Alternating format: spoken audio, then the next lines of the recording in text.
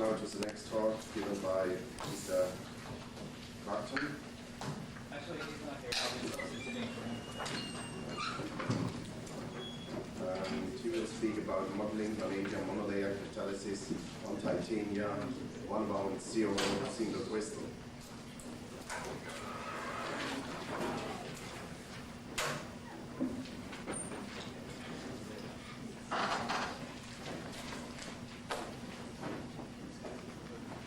Hello, my name is S Wong. I'm a second-year grad student at the University of Pennsylvania. The title of my talk today will be Modeling Vanadium Monolayer Catalyst on a TiO2 110 single crystal.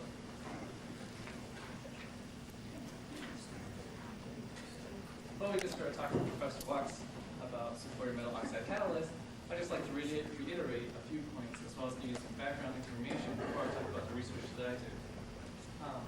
It's been well known that thin metal oxide films supported on the surfaces of other oxides may exhibit unique catalytic properties that may be different than the unsupported material. This has been exploited in industry for a wide variety of chemical reactions and processes. For supported monolayer vanadia catalysts, they've been known to be active for the selective oxidation of methanol to formaldehyde and of orthoxylene to alkane hydride. They've also been known to be active for selective catalytic reduction of NO with ammonia to form nitrogen and water. Reactivity, however, is dependent upon the identity of the underlying metal oxide support, which has been titanium, alumina, zirconia, magnesium, and others. This can be illustrated with methanol oxidation studies that's been done by Professor Wax. Here he looked at the effect of the underlying support, what it has on the turnover rate for methanol oxidation for particular reaction conditions, as well as the temperature for the onset of bulk reduction. Because we just look just at the temperature for this bulk reduction, you see the underlying support just has a slight effect with temperature ranging from between 520 to 750, depending on what the support was. But if we just look at the turnover rate, you see the underlying support has a great effect on it. It could be as low as 0.002 for support of silica, but you can have a 3-order of magnitude increase in turnover rate if you had a support of zirconia as well. So obviously the identity of underlying support does have a great effect on the activity of the catalyst. It's also to be noted that both V2O5, he found that the turnover rate for his particular reaction conditions was 0.02. So this is just saying that for these types of reactions, both V2O5 is not the active form, and really is the monolayer form of the vanadia, which is responsible for the activity of these types of catalysts.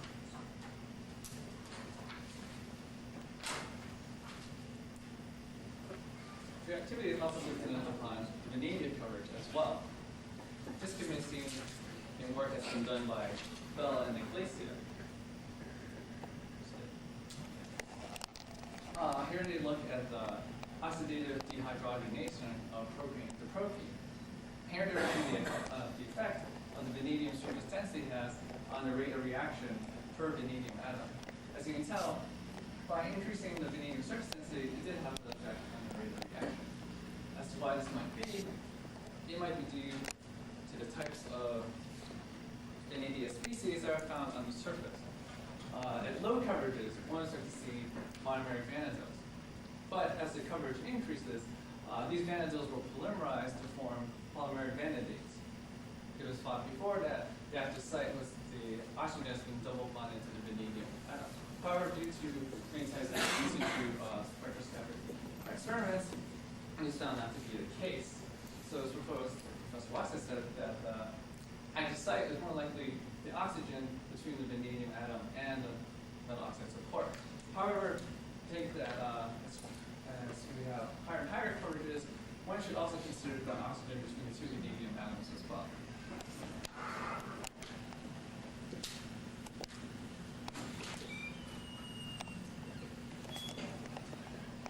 So now that we know that the reactivity depends upon the identity of the support as well as the vanadium coverage, there's still some fundamental questions that still need to be answered, such as what is the nature of the bonding between the vanadia layer and the underlying support, and how does the nature of that bonding affect the reactivity? And these types of questions form the basis for the research that I do at Penn.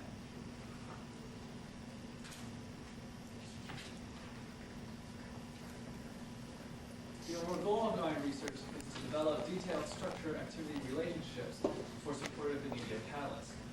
Our approach is to use well-defined model systems and incorporating the use of surface-sensitive spectroscopic techniques. These model systems would consist of sub-monolayer, monolayer, and multi-layer vanadia films on single crystal metal oxide supports such as titania, ceria, zirconia, and magnesia.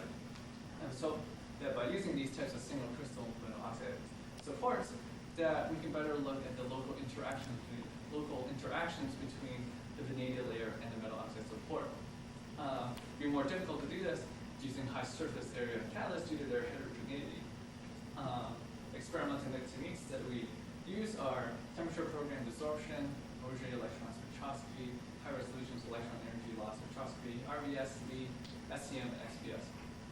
Due to time constraints today, I'll be limiting this talk to giving you preliminary TBD, Auger, and atrial data on our titanium system. However, some TBD work has been done on ceria as well.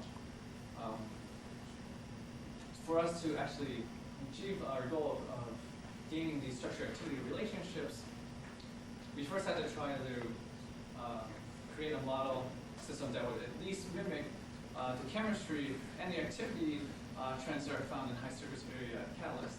And I hope to convince you that we have done that at least.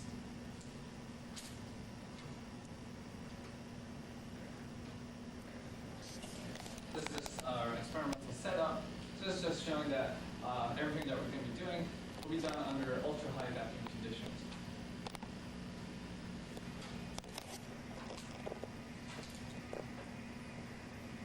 That's how we create these model systems. First, we have a TiO2 single crystal, and so it's cleaned by a sputtering with argon ions. Then it's vapor deposited with vanadium metal.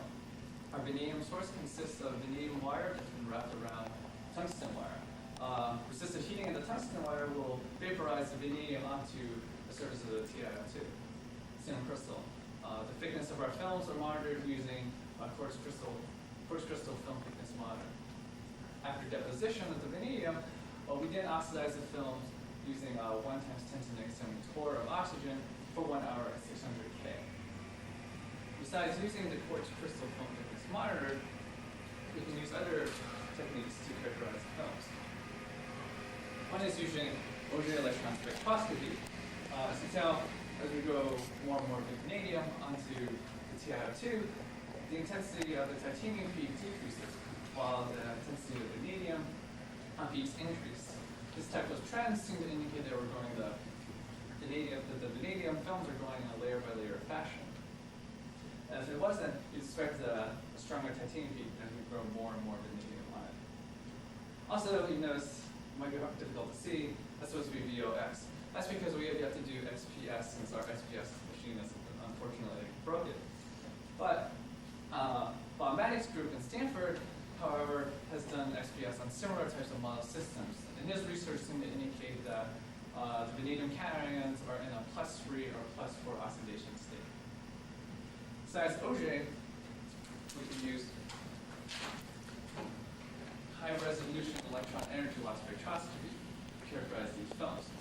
First, before I talk to vanadium films, I'll just talk about the TiO2. For zero weight numbers, just going to set this to the elastic peak, and you notice that there are peaks at 360, 420, and 720 weight numbers. These correspond to surface optical phonon modes, which can be thought of as titanium oxygen stretching modes. These peaks later on that you can see here are just due to multiple scattering events that just occur at integer multiples of these phonon fundamentals. So now we'll just talk about vanadium layers. As we put more and more vanadium onto TiO2, you notice that the intensity of these peaks do decrease in size. Once again, we think this means that we have a layer-by-layer growth mode.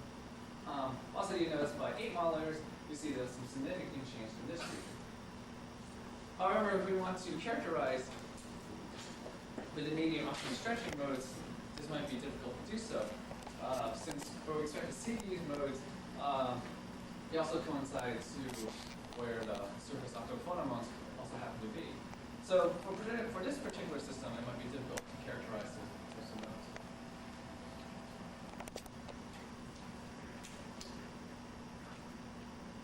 So we can just make some conclusions just on the characterization. Is that one, seem to have a layer by layer growth mode for the vanadium films, and two, due to Banks group, we seem to have vanadium cations that are in the +3 or +4 oxidation state. Hopefully we'll get our own SPS machine or them, and we'll be able to verify that. Now that we talked about how we grow these films and how we characterize them, I'd just like to talk a little bit about the reactivity of these types of films. First, I'd just like to give you the base case of just the TiO2. What we've done here is done methanol temperature program desorption.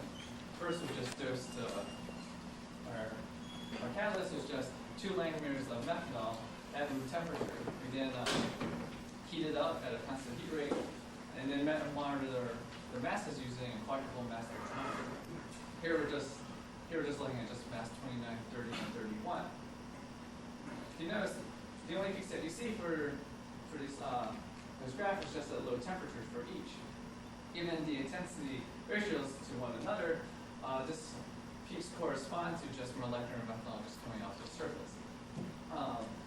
These results are similar to what Henderson had found, where he saw that methanol just absorbs onto the surface of the TiO2, associates, and then with heating, just recombines and then dissolves off the surface. This is important, as this is one of the reasons why we chose to use TiO2 110, because this particular plane doesn't participate in the oxidation of methanol to formaldehyde, while others are, such as 001. However, the reactivity changes when we put on a monolayer film of vanadium. Once again, you see a low temperature peak for all 3, which again corresponds with molecular methanol coming out. However, look at 660K, you notice that there's also peaks for all 3. Maybe just a slight hint of a peak at 31 as well. But given the intensity, but if you look at the ratios of each, you notice that this is definitely formaldehyde coming off, but you might also have some methanol coming off as well. If you expect this to be just be all methanol like before, you expect the peak for 31 to be the same size as mass 29 as well. So what's probably happening is that at 660K, some kind of intermediate, most likely methoxy, so it could be dioxymethylene or some other type, is coming out to form formaldehyde. So this does seem to reflect the chemistry that is found in high surface area catalyst. However, just by looking at just this data, you don't know whether or not this is just a desorption limited or reaction limited process. So what we've done is just also done formaldehyde TBD. As you can tell, we just have low temperature peaks for 29 and 30. This corresponds with molecular formaldehyde coming off the surface. But since there's no corresponding peak at 660 Kelvin, this should prove that reaction of methanol on our monolayer system is definitely reaction limited and not desorption limited. Next, I'd just like to present some data just for various coverages of vanadium on TiO2. This is just looking just on mass 29 itself. Once again, you have all these low temperature peaks, which again correspond with molecular methanol coming off the surface. But once again, TiO2, no formaldehyde is formed. But at half of the monolayer, you do notice that there's a peak at 700K. So again, we have formaldehyde being formed, but it's at a different temperature than the 1 monolayer system. This indicates that the activation energy also seems to be a function of vanadium coverage as well. Interesting to note, also for our 2.5 monolayer system, we showed that there's basically no activity at all. So this seems to give us hope that our model systems do, in fact, reflect the activity trends that was also found in high surface area catalysts as well. we're looking at the reactivity, we've just done some preliminary work where we try to look at the adsorbates on the surface as well as the intermediates. This data is just fresh out of the oven, just came out 2 weeks ago, so I haven't really done much work on it. But first, we'll just look at just clean TiO2 just by itself. Once again, I said that these peaks are just due to multiple scattering effects, and you just have interior multiples of the surface optical phonons. But these peaks follow Poisson distribution, and thus using mathematical protocols involving Fourier transforms, we can eliminate them, and thus we have a deconvoluted data set. This will allow us to look at the adsorbate losses just due to methanol.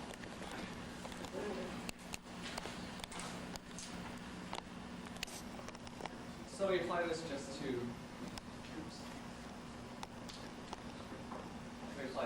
our vanadia system.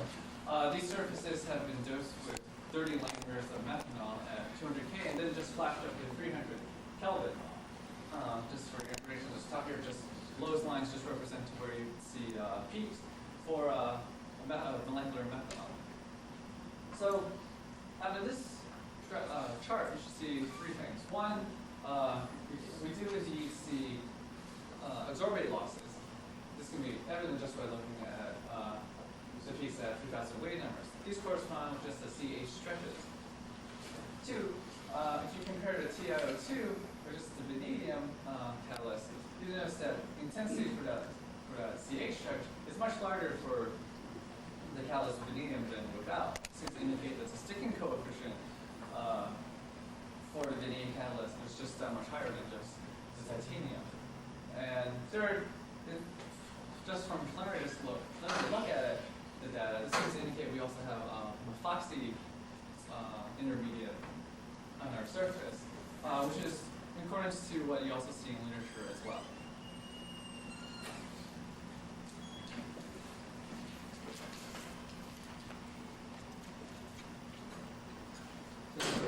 Some conclusions. One, submolar